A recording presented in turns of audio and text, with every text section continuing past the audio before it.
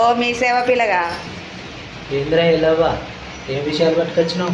కోరక్క మూడు చచ్చిపోయింది కాదు. అయ్యో సంపేసిందానే? ఏ ఊకో పిల్లగా అన్ని పరాశకాలే నీకు.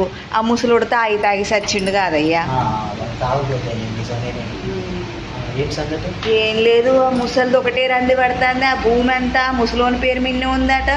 వాడు ఎవరి పేరు మీద ఎక్కేయకుండా చచ్చిండు, ఇదేమో రంది పడుతుంది. ఏం చేయాలో తెలియట్లేదు. మీ సేవ ఉందాక ఒక డెత్ సర్టిఫికేట్ కార్యదర్శి దగ్గర పోయి అప్లై చేసుకోమని, అలా పంచాయతీ కార్యదర్శి దగ్గర పోయి డెత్ సర్టిఫికేట్ తీసుకోమని.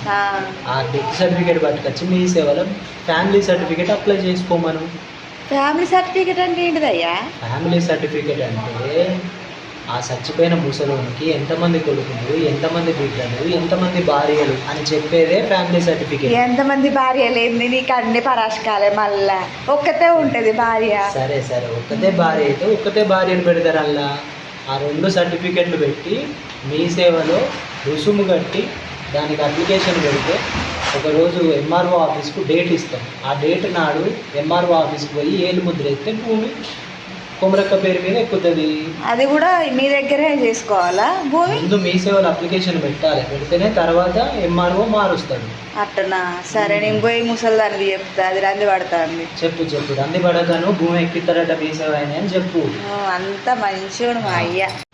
మంచోడు మంచోడు అని అనుడు కానీ ఇలాంటి మంచి విషయాలు అందరికీ చేరుకోవాలి అంటే అందరూ సబ్స్క్రైబ్ చేసుకొని, లైక్ చేసుకొని, షేర్ చేయాలి. జరగదాట చేయరా అదండి అట్లా ఏందో.